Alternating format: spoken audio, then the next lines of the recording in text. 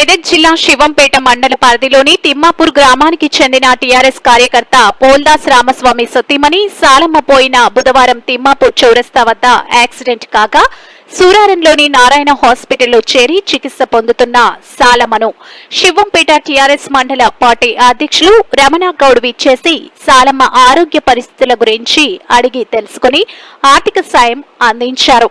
అనంతరం ఎమ్మెల్యే సునీత లక్ష్మారెడ్డికి సమాచారం అందించారు. కుటుంబ సభ్యులకు మనోధైర్యాన్ని నింపారు.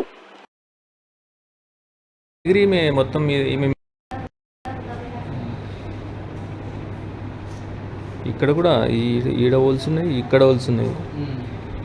నడుము మొత్తం చాలా ఇబ్బంది ఉంది. ఆడు మొత్తం ఎగిరి మొత్తం ఈమె మీదనే పడ్డాడట. ఈమె మీద పడ్డాక మా ఊరు వచ్చి లేపిరు, తీసిరు ఆమె.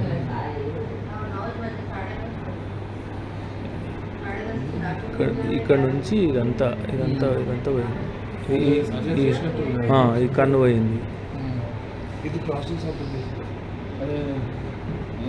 మెమరీ వస్తుంది కానీ కొంచెం మందు పడుతుంది. మెమరీ వస్తుంది. అదే 3 months పడుతుందా అంటుండు సార్.